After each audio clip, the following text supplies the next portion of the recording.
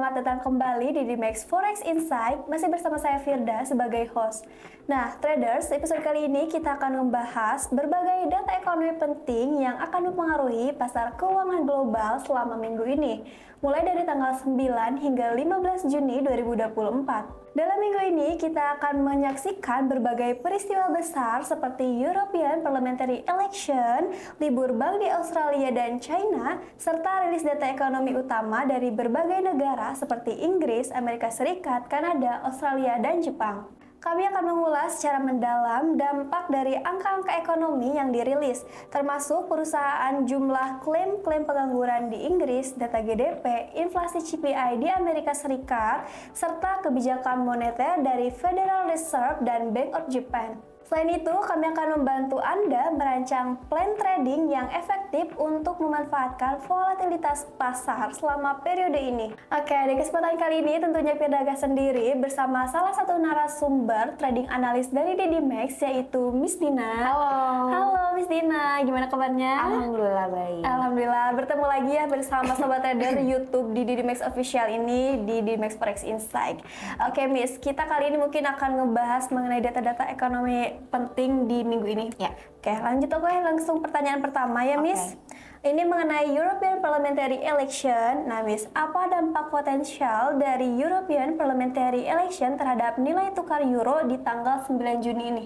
Oke, European Parliamentary Election itu dapat berdampak signifikan ya terhadap nilai tukar euro karena hasil pemilu itu dapat mempengaruhi kebijakan ekonomi dan juga politik Uni Eropa. Nah, ketidakpastian politik ini juga kalau misalkan meningkat atau hasilnya yang mendukung partai-partai Euroskeptik itu dapat menyebabkan penurunan nilai euro karena pasar merespon dengan mengurangi resiko seperti itu. Oke, seperti itu ya traders. Oke, lanjut ini Miss mengenai Bank Holiday dari AUD dan CNY.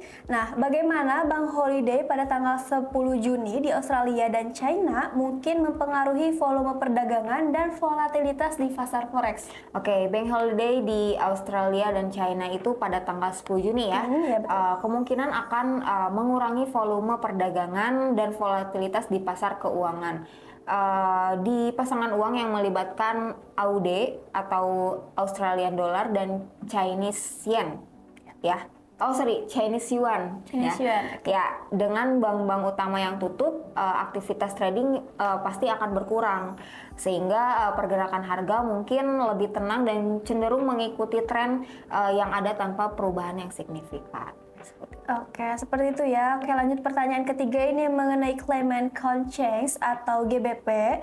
Nah, Miss, mengapa perubahan dalam Claimant Count penting bagi GBP? Dan bagaimana data aktual sebesar 10,2K dibandingkan dengan forecast-nya 8,9K dapat mempengaruhi nilai tukar GBP pada tanggal 11 Juni ini? Oke, pada tanggal 11 Juni ini akan ada Claimant Count Change ya dari Inggris. Itu yang mana pengaruh kepada GBP atau Great Britannian Pound Sterling. Nah, data Claimant Count Change ini tuh penting bagi Pound Sterling karena mencerminkan kondisi pasar tenaga kerja. Data aktual 10,2K yang lebih tinggi dari forecastnya yaitu 8,9K itu menunjukkan peningkatan klaim pengangguran yang bisa dianggap negatif bagi pound sterling ya karena mengindikasikan melemahnya pasar tenaga kerja. Nah, ini disebabkan oleh penurunan nilai pound sterling ya karena ekspektasi ekonomi yang lebih rendah. Oke, seperti itu ya. Lanjut ini pertanyaan dari GBP lagi, Miss, mengenai GDP-nya. Nah, apa yang bisa diantisipasi dari data GDP NM untuk GBP pada tanggal 12 Juni, mengingat forecast-nya 0,0% dibandingkan dengan previous-nya 0,4%, Miss? Oke, selain tadi ya tanggal 11 itu ada tanggal 12 juga dari pound sterling lagi. Betul. Ya, data GDP ya. Data GDP month per month ini untuk GBP pada tanggal 12 Juni itu penting ya karena menunjukkan pertumbuhan ekonomi bulanan. Nah, forecastnya 0,0% dibandingkan dengan previous atau sebelumnya itu di 0,4% ya, mengindikasikan stagnansi ekonomi. Jadi jika data aktualnya tuh sesuai dengan forecast atau lebih lebih rendah, hal ini bisa berdampak negatif pada pound sterling karena menunjukkan bahwa ekonomi Inggris itu tidak berkembang seperti itu. Oke, seperti itu ya Sobat Trader. Lanjut ini pertanyaan dari per US dollar atau CPI data. Miss Dina, bagaimana data CPI M2M and Y2Y untuk USD yang diumumkan pada tanggal 12 Juni dapat mempengaruhi ekspektasi inflasi dan kebijakan moneter The Fed? Oke, data CPI month per month dan juga year per year untuk USD yang diumumkan pada tanggal 12 Juni juga sangat penting ya karena mencerminkan inflasi gitu kan. Jika data CPI-nya ini lebih tinggi dari ekspektasi, ini bisa meningkatkan ekspektasi pasar untuk kenaikan suku bunga oleh The Fed gitu. Jadi sehingga menguatkan US dollarnya. Sebaliknya, jika datanya lebih rendah daripada ekspektasi, ini bisa menurunkan ekspektasi kenaikan suku bunga dan juga melemahkan Amerika gitu kan, Amerika dolar. Oke, seperti itu ya traders. Lanjut lagi, ini masih pertanyaan mengenai USD. Ini FOMC events. Nah, bagaimana Federal Fund Rate atau FOMC Economic Projection dan FOMC Statement yang diumumkan pada tanggal 13 Juni dapat mempengaruhi sentimen pasar dan nilai tukar USD? Oke, minggu ini banyak banget news-news yang penting ya. Betul sekali. Contohnya ini akan ada pengumuman Federal Fund Rate yang mana dari FOMC Economic Projection dan juga FOMC Statement pada tanggal 13 Juni dan yang mana ini tuh sangat berpengaruh sekali pada pergerakan pasar ya.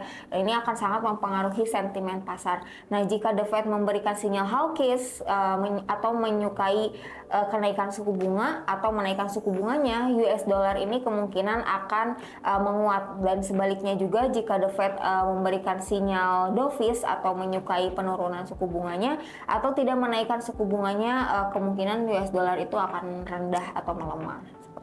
Oke, seperti itu ya informasinya traders. Lanjut ini pertanyaan mengenai CAD atau BOC, mohon maaf, Governor Speech. Nah, Miss, apa yang diharapkan dari pidato Gubernur Bank of Canada, McClain, pada tanggal 13 Juni dan bagaimana hal ini dapat mempengaruhi CAD? Oke, pidato Gubernur Bank of Canada ini pada tanggal 13 Juni itu dapat memberikan wawasan tentang kebijakan moneter pada masa depan. Nah, jika McClain ini menyampaikan pandangan optimis tentang ekonomi Kanada atau memberikan sinyal kenaikan suku bunganya, Canadian dollar itu kemungkinan akan menguat, dan sebaliknya juga pandangan yang pesimistis atau dovish itu dapat melemahkan Canadian dollar gitu. Oke. Iya traders, ini masuk ke pertanyaan terakhir yang mungkin paling ditunggu oleh sobat trader di luar sana mengenai trading plan. Nah Miss, mengingat semua data ekonomi penting yang akan dirilis antara tanggal 9 sampai 15 Juni ini termasuk CPI, FOMC, dan data ketenaga kerjaan, bagaimana Miss akan merancang rencana trading plan untuk memaksimalkan peluang dan meminimalisirkan risiko pada pasangan mata uang utama seperti Euro USD, GBP USD, dan AUD USD? Oke, mengingat semua data ekonomi itu tuh penting ya yang akan dirilis, rencana trading atau trading plan yang baik tuh harus mempertimbangkan volatilitas pasar yang tinggi selama periode ini. Nah, untuk pasangan mata uang utama seperti Euro USD atau GBP USD dan juga AUD USD, trader itu dapat menggunakan pendekatan sebagai berikut. Yang pertama, Euro USD. Nah, kalau Euro USD itu kita monitoring hasil European Parliament election untuk mengambil posisi berdasarkan hasil pemilunya seperti apa.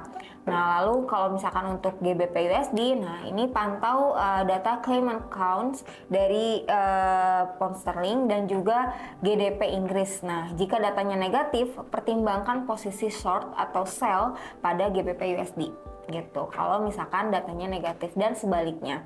Nah, lalu ada AUD USD. Nah, dengan liburnya bank di Australia dan juga data ketenaga kerjaan yang akan dirilis, nah fokus pada data employment change dan juga unemployment rate.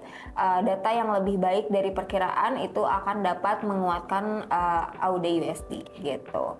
Nah, lalu yang terakhir itu ada USD. Nah, kalau untuk US dollar, fokus pada data CPI dan juga keputusan FOMC di minggu ini. Nah, jika data CPI-nya tinggi, terus juga FOMC bersikap hawkish, nah pertimbangkan posisi long pada USD atau kita beli pada USD terhadap mata uang lainnya. Jadi kalau misalkan buy USD itu misal di posisi XAUUSD itu berarti sell gitu kan, dan sebaliknya jadi XXX USD itu sell, USD XXX sama yaitu buy kayak gitu. Jadi kita fokus di posisi longnya kalau misalkan data CPI-nya tinggi dan juga FOMC-nya hawkish seperti itu. Oke, seperti itu ya traders, mungkin trading plan dari Miss Dina. Dan ini udah di penghujung acara Miss. Sebelumnya terima kasih ya sudah datang di Dimax Forex Insight hari ini. Dan teman-teman traders, itu tadi inti poin dari pembahasan kita di Dimax Forex Insight hari ini. Jangan lupa untuk selalu update ilmu tradingnya bareng Didi Max. Jangan lupa untuk subscribe dan nyalakan notifikasinya biar gak ketinggalan. So, saya Firda dan Saya Dina. kami pamit undur diri. Sampai jumpa. Salam profit.